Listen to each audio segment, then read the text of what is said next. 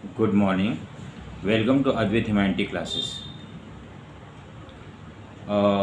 हमने last video में economics के थर्ड चैप्टर शुरू किया था और उसमें हमने इकोनॉमिक रिफॉर्म्स इस 1991 के बारे में कराया था। हमने इंट्रोडक्शन या बैकग्राउंड करा दिया था और लिबरलाइजेशन के कुछ पार्ट भी करा दिया था। आज हम लिबरलाइजेशन के सेकंड पार्ट जो करने जा रहे हैं कि फाइनेंशियल सेक्टर रिफॉर्म। देखो, फाइनेंशियल सेक्टर पहले तो we must know what is financial sector.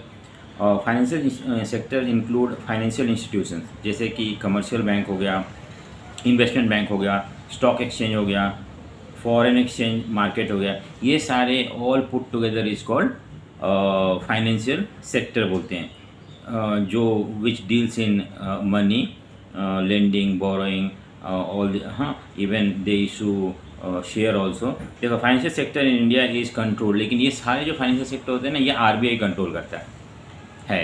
पहले करता था, लेकिन जो रिफॉर्म के बाद इसमें कुछ चेंजेस आना शुरू हो गया। तो जो भी इंडिया में फाइनेंशियल सेक्टर्स थे, जैसे कि कमर्शियल बैंक्स हो गए, स्टॉक एक्सचेंज हो गया, इन्वेस्टमेंट बैंक हो गए, ये सारे पहले that use to be controlled, managed by Reserve Bank of India. But certain changes were brought into it after reform policy in 1991, and we will see what all changes that was brought in the financial sector. सबसे पहले तो change in the role of RBI. देखो, RBI पहले जो था, RBI मतलब Reserve Bank of India. हर country में एक सेंट्रल बैंक होता है और इंडिया में भी एक सेंट्रल बैंक है जिसका नाम है रिजर्व बैंक ऑफ इंडिया। और इसका रोल जो था ना, पहले रेगुलेटर था। रेगुलेटर मतलब it use to control all the financial market और फाइनेंशियल इंस्टीट्यूशन को कंट्रोल करता था। लेकिन अब जो है ये its role has change from controller to और रेगुलेटर टू फैसिलिटेटर। अब ये फैसिलिटी प्रोवाइड करेगा जिससे कि ये सारे फाइनेंशियल इंस्टीट्यूशन जो है वर्क कर पाएंगे इंडिपेंडेंटली। अगर कोई प्रॉब्लम आता है तो there will be Reserve Bank of India to help them. So in this way Reserve Bank of India has become a facilitator rather than controller, rather than regulator of these financial institution. और इन सारे institution को decision लेने का अब power मिल गया था कि they can take their own decision under, but there will be Reserve Bank of India और इन उसको सुपरवाइज करेगा। लेकिन अब पहले इतना कंट्रोल नहीं कर पाएगा। पहले अगर कोई बैंक को एक्सपैंड करना था तो परमिशन लेना जरूरत था, बैंक अगर मर्ज हो रहा है तो परमिशन लेना जरूरत था। अब ये सब चीज़ इतना ज़्यादा रिजर्व बैंक ऑफ इंडिया के कंट्रोल में नहीं रहेगा। कुछ ऑटोनॉमी दे दिया गया इन सारे फाइनेंशियल इंस्टीट्यूशन को, जो कि अपना मैटर जो है खुद डील कर सकते हैं। दूसरा जो चेंजेस लाया गया था लिबरलाइजेशन के अंडर फाइनेंशियल सेक्टर में, वो ओरिजिन ऑफ प्राइवेट बैंक। देखो, 1991 से पहले इंडिया में प्राइवेट बैंक नहीं हुआ करते थे।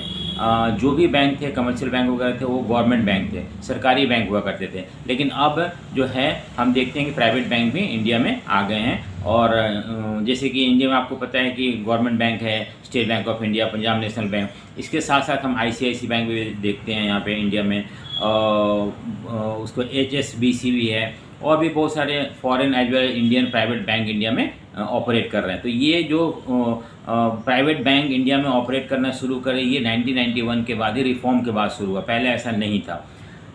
थर्ड पॉइंट जो है इसके अंदर, increase in the limit of foreign investment. देखो, फॉरेन इन्वेस्टमेंट मतलब बाहर का पैसा इंडिया में लगना, उसको फॉरेन इन्वेस्टमेंट बोलते हैं। The limit of foreign investment in bank was raise to around 51%। यानी कि अब जो है 1991 के बाद बाहर के कंपनी जो है इंडिया के बैंकों में पैसा लगा सकते हैं, और वो भी अप टू 51%। आपको पता है कि अगर कोई भी इंस्टीट्यूशन में 50% से ज़्यादा किसी भी का शेयर होता है तो they become the almost virtually owner बन जाते हैं। उसी तरह से यहाँ पे बैंकों में पैसा बाहर का लग सकता है, और वो भी अप टू 51%। ये पहली बार ऐसा हुआ था। Foreign institutional investments such as merchant banker, mutual fund, pension funds were allowed to invest in Indian financial market. अब इवन बाहर के जो इन्वेस्टर्स हैं, मर्चेंट बैंकर्स हैं, या म्यूचुअल फंड है, पेंशन फंड है, वो भी इंडिया में पैसा लगा सकते हैं और thereby they can operate in India.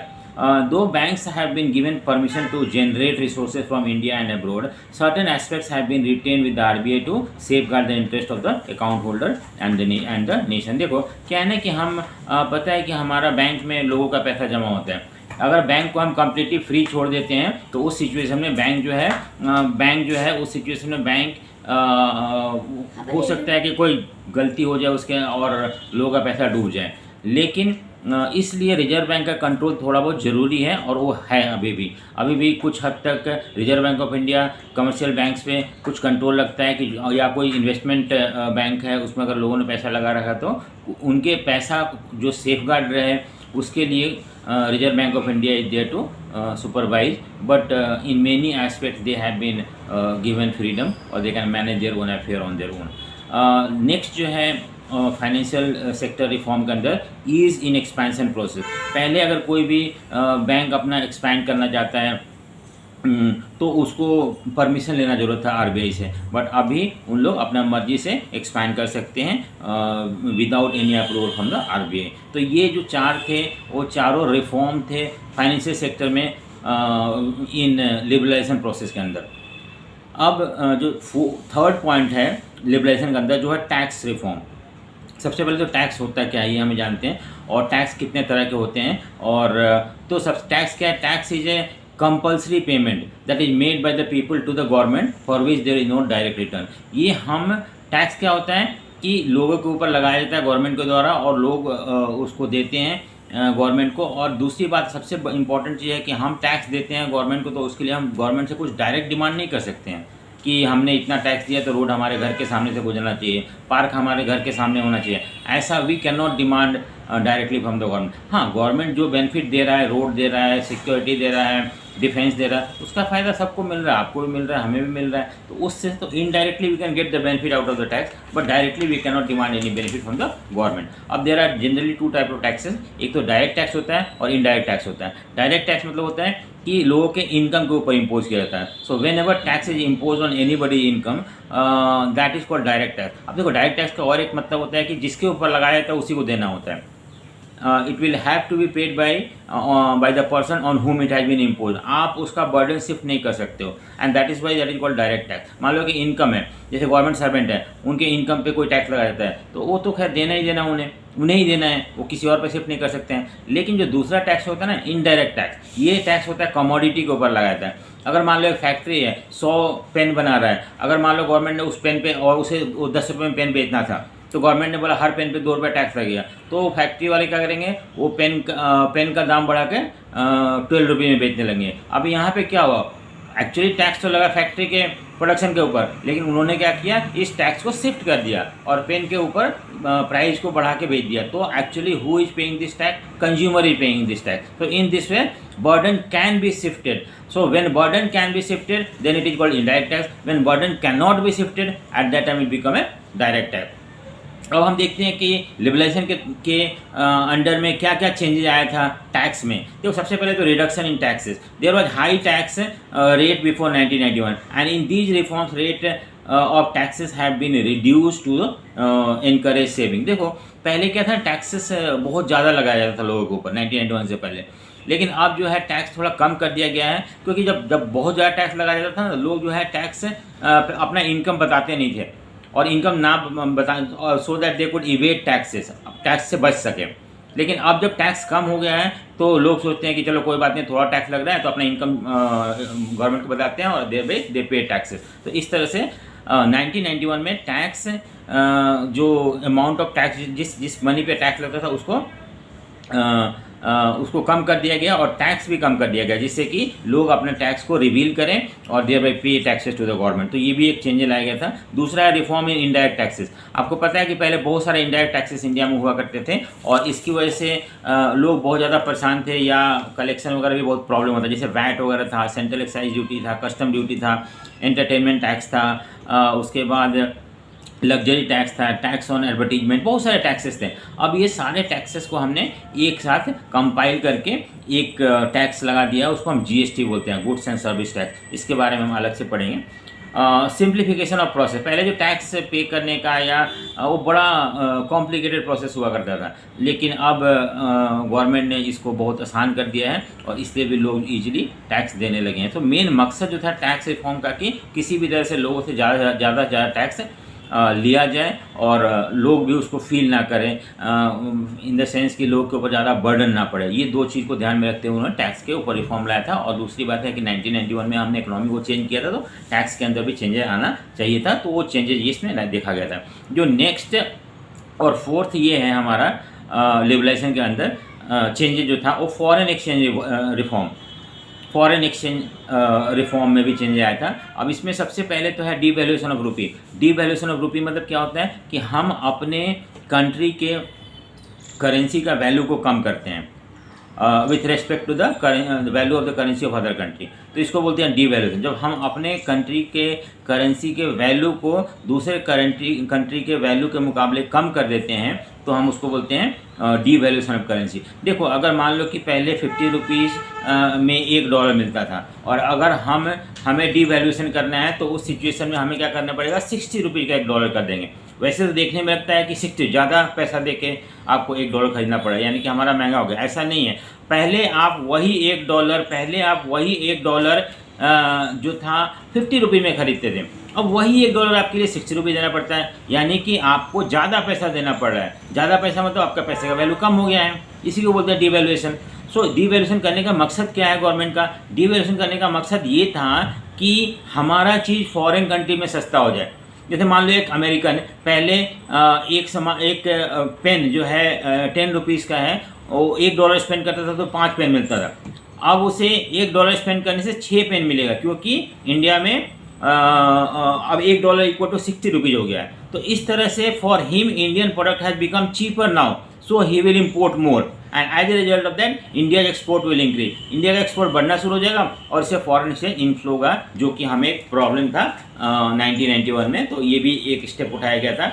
और नेक्स्ट जो स्टेप था वो market determination of exchange rate. देखो, पहले एक्सचेंज रेट जो था ना वो गवर्नमेंट डिसाइड करता था। पहले एक्सचेंज रेट कि कितना देंगे तो हमें कितना $1 के लिए हमें कितना देना पड़ेगा, या कोई दूसरे कंट्री का करेंसी को बाई करने के लिए how much Indian rupee has to be paid. So that government use to decide, but now it has been left to the demand and supply of foreign exchange. जैसे आपको पता है कि पहले the price of petrol was determined by government, but now अब क्या हो गया कि गवर्नमेंट डिसाइड नहीं करता, वो डिमांड एंड सप्लाई के पेट्रोल के ऊपर डिपेंड करता है कितना प्राइस होगा। And that is the reason why petrol prices keep on fluctuating, बढ़ता घटता रहता है, क्योंकि मार्केट डिसाइड करता है। मान लो आज सप्लाई ज़्यादा है, डिमांड कम है, तो उसमें क्या हो जाएगा कि प्राइस कम हो जाएगा, और मान लो डिमांड ज़्यादा है, सप्लाई कम है, तो प्राइस जो है बढ़ जाएगा। इस तरह से मार्केट इशू हो जाए। उसी तरह से पहले जो था foreign exchange market exchange rate जो था ना वो गवर्नमेंट डिसाइड करता था कि क्या एक्सचेंज रेट होगा इंडिया और यूएस के बीच में, इंडिया US डॉलर के बीच में, इंडियन रुपी के बीच में, या दूसरे कंट्री करेंसी के बीच में। अब ये चीज़ हटा दिया गया है, गवर्नमेंट का जो रेगुलेशन है वो खत्म हो गया, and now market forces decide करता है। और मार्केट फोर्स कैसे डिसाइड करता है? मार्केट फोर्स डिसाइड करने का एक कारण है कि डिमांड एंड सप्लाई। वही मैंने बताया ना कि demand of foreign currency and supply of foreign currency. अगर मान लो डिमांड ज़्यादा है और सप्लाई कम है तो एक्सचेंज रेट बढ़ जाएगा। अगर मान लो डिमांड ज़्यादा है और सप्लाई कम है तो प्राइस बढ़ जाएगा। अगर डिमांड कम है और सप्लाई ज़्यादा है तो प्राइस एक्सचेंज रेट जो है वो घट जाएगा। इस तरह से market started deciding the exchange rate. तो दिस इज अनदर चेंज। अब हमने देख लिया कि फॉरेन एक्सचेंज रिफॉर्म में क्या क्या चेंज आया था। अब लास्ट जो हमारा लिबरलाइजेशन के अंदर जो चेंजेस है उसको बोलते हैं trade investment policy reform. Notes में already everything is mention, so you can refer to notes if you have any problem कि कौन सा कब हमें पढ़ना है। ट्रेड एंड इन्वेस्टमेंट पॉलिसी, देखो ट्रेड एंड इन्वेस्टमेंट पॉलिसी के अंदर भी हमने लिबरलाइज किया था। देखो before 1991 lot of restriction, tariff और कोटा वगैरह लगाए गए थे कि बाहर से सामान इंडिया में ना आए, अपने इंडस्ट्री को प्रोटेक्ट करने के लिए, और इस तरह से हमने अपने इंडस्ट्री को प्रोटेक्ट किया था। लेकिन अब वो सारे प्रोटेक्शन खत्म हो गया। देखो क्या क्या चेंजेस लेके आए थे हमने। Removal of quantitative restriction on the import and export. पहले जो हमने क्वांटिटेटिव रेस्ट्रिक्शन यानी कि government use to put a fix quota on the import और export of the goods, that was remove now. आप कितना भी मंगा सकते हो बाहर कंट्री से और कितना भी दूसरे कंट्री में बेच सकते हो। तो ये एक चेंजेस लाया गया था लिबरलाइजेशन के अंडर एक्सपोर्ट इंपोर्ट के ऊपर। उसके बाद रिमूवल ऑफ एक्सपोर्ट ड्यूटी। पहले एक्सपोर्ट ड्यूटी लगाया जाता था जिससे कि हम एक्सपोर्ट को रोक सकें, लेकिन अब ये भी खत्म हो गया है, इसको हम कम्प्लीटली रिमूव कर दिए। एक्सपोर्ट ड्यूटी अब नहीं लग रहा है। रिडक्शन पहले इंपोर्ट ड्यूटी भी लगाया जाता था, उसको भी खत्म कर दिया गया है। इंपोर्ट ड्यूटी खैर हम आपको पता है कि we have become the member of WTO और उसके हिसाब से हमें इंपोर्ट ड्यूटी लगाना पड़ता है, अपना मर्जी से इंपोर्ट ड्यूटी नहीं लगा सकते हैं। और इंपोर्ट लाइसेंसिंग भी जो था पहले इस पे बहुत सारा रेस्ट्रिक्शन था, बहुत सारा लाइसेंस वगैरह लेना पड़ता था, अब उस लाइसेंस को रिलैक्स कर दिए हैं और इस तरह से हमने एक्सपोर्ट इंपोर्ट पे जो कंट्रोल था गवर्नमेंट का उसको कम हो गया है पहले से। And this is another reform that we could see in liberalisation process. तो ये था हमारा लिबरलाइजेशन का पूरा टॉपिक। अब हम मूव कर रहे हैं नेक्स्ट टॉपिक पे। मैंने बताया था आपको कि न्यू इकोनॉमिक पॉलिसी के अंदर 3 इंपॉर्टेंट फीचर थे, लिबरलाइजेशन, प्राइवेटाइजेशन और ग्लोबलाइजेशन। अब हम नेक्स्ट जो टॉपिक मूव कर रहे हैं वो प्राइवेटाइजेशन के ऊपर है। प्राइवेटाइजेशन होता क्या है और उसके बाद उसका क्या इम्पैक्ट पड़ा है हम देखेंगे उसके बाद। Privatisation means transfer of ownership, management and control of public sector enterprises to the entrepreneur in the private sector. देखो, जो पहले गवर्नमेंट के अंडर में था उसको प्राइवेट को हैंड ओवर कर देना, उनके मैनेजमेंट को, ओनरशिप को, कंट्रोल को। जब हम प्राइवेट को हैंड ओवर कर देते हैं या गवर्नमेंट कंपनी को प्राइवेट को बेच देते हैं या गवर्नमेंट कंपनी का मैनेजमेंट प्राइवेट को दे देते हैं या गवर्नमेंट कंपनी का कंट्रोल जो है वो प्राइवेट कंट्रोल का अंडर लेके आते हैं, तो दिस इज कॉल्ड प्राइवेटाइजेशन। नाम से बदल देता है प्राइवेटाइजेशन होता है क्या है कि प्राइवेट कर देना कुछ। प्राइवेट कहाँ से करना? गवर्नमेंट के अंडर से कर देना।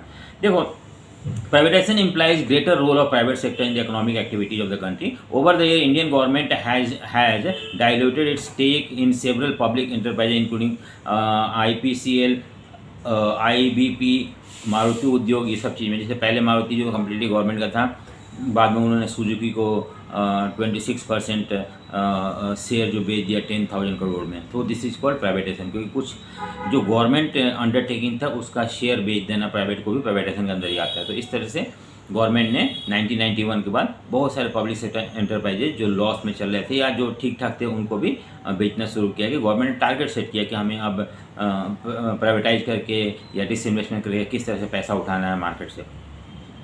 देखो, private can be done in 2 way, 2 तरीके से हम कर सकते हैं। ट्रांसफर ऑफ ओनरशिप और मैनेजमेंट। अगर हमने management public sector company from the government to the private, अगर मान लो ओनरशिप जो है प्राइवेट गवर्नमेंट से पब्लिक को कर देते हैं तो उसको बोलते हैं हम privatisation of the public sector undertaking by selling of the equity of, equity मतलब द शेयर। जिसे मान लो कि मैंने अभी बताया था आपको कि गवर्नमेंट ने क्या किया, मारुति जो था पहले गवर्नमेंट का था, बाद में उसमें 26% शेयर जो है सुजुकी को बेच दिया, तो ये और उसको 10,000 करोड़ रुपये मिला। तो ये भी तो एक पैसा पब्लिक सेक्टर यूनिट का शेयर बेच के मिलता है, तो इसको डिसइन्वेस्टमेंट बोलते हैं। एक तो है कि आपने पूरा बेच दिया अपने कंपनी को, और दूसरा जो है प्राइवेट को बेच दिया, और दूसरा जो है आपने गवर्नमेंट सेक्टर अंडरटेकिंग का शेयर को मार्केट में लॉन्च करके उसको बेच दिया और इससे भी आप पैसा उठा रहे हो। तो that is also called, there are 2 way, either by selling of the private government sector completely और disinvestment, that is public sector units के शेयर को बेच देना मार्केट में। तो इस तरह से हम प्राइवेटाइज करते हैं। Next, the purpose of privatisation was mainly to improve financial discipline and facilitate modernisation. देखो, सबसे मेन ऑब्जेक्टिव जो था इसका कि आमतौर पे गवर्नमेंट कंपनी जो थे वो लॉसेस में चल रहे थे, उनका मैनेजमेंट प्रॉपर नहीं था, इनएफिशिएंसी था और उनका जितना भी खर्चा होता था उतना इनकम नहीं निकल रहा। तो इससे अच्छा ऐसे सिक इंडस्ट्री को रन करने से अच्छा है कि उसको प्राइवेट में बेच दो, क्योंकि प्राइवेट का जो मैनेजमेंट होता है एफिशिएंट होता है, कंट्रोल अच्छा होता है, they are always try to earn profit. तो इस तरह से वो कंपनी धीरे धीरे अच्छे हो जाएंगे और उनका परफॉर्मेंस भी पहले से बेटर हो जाएगा। दूसरी बात है कि अगर हम प्राइवेट कर देते हैं तो फिर उसमें बाहर का कंपनी भी उसमें पैसा लगा सकता है, इन्वेस्ट कर सकता है। तो ये भी एक तरीका है कि फॉरेन डायरेक्ट इन्वेस्टमेंट को अट्रैक्ट करने के लिए। The government has also made attempt to improve the efficiency of PSU by giving autonomy in taking management. तो और भी बहुत सारे जो जिस पब्लिक सेक्टर यूनिट को उन्होंने प्राइवेटाइज नहीं किया उसको बहुत सारे ऑटोनॉमी दे दिया। ऑटोनॉमी मतलब होता है कि कंट्रोल पे रिलैक्स कर दिया कि तुम लोग अपना डिसीजन खुद ले सकते हो and make sure that you run the company in such A way that you earn profit. तो इस तरह से उनको ऑटोनॉमी मतलब इंटरनल फ्रीडम कि they can take their own decision where to invest, how to do business so that they can earn profit. तो इस तरह से जो गवर्नमेंट का कंट्रोल था पब्लिक सेक्टर यूनिट पे या गवर्नमेंट कंपनी पे उसको कम कर देना या ख़त्म कर देना को ही प्राइवेटाइजेशन बोलते हैं। ये हमारा दूसरा था प्राइवेटाइजेशन। सबसे पहले हमने लिबरलाइजेशन किया था और अब जो हम मूव कर रहे हैं थर्ड और इम्पॉर्टेंट जो है ग्लोबलाइजेशन। अब सबसे पहले तो we need to know what is globalisation and how does globalisation impacted our economy. So globalization मतलब होता है क्या है कि integration of one's own economy with the world economy. अपने इकोनॉमी को दूसरे कंट्री के इकोनॉमी से जोड़ देने को ही ग्लोबलाइजेशन बोलते हैं। और ग्लोबलाइजेशन एक बहुत इंपॉर्टेंट डिसीजन था 1991 में, जिसमें कि हमने कोशिश किया था सो ग्लोबलाइजेशन जो है वो एक इम्पॉर्टेंट स्टेप था 1991 में हमने उठाया था। इंडियन गवर्नमेंट ने इसको इस ग्लोबलाइजेशन इंडिया को एक ग्लोबलाइज्ड इकोनॉमी के पार्ट बना दिया था। बट हम ग्लोबलाइजेशन अगले वीडियो में करेंगे और बाकी जो चैप्टर में जो बचे टॉपिक है उसको भी हम अगले वीडियो में कवर करेंगे, कंप्लीट करेंगे। Thank you. Please like, share and subscribe this video. Thank you.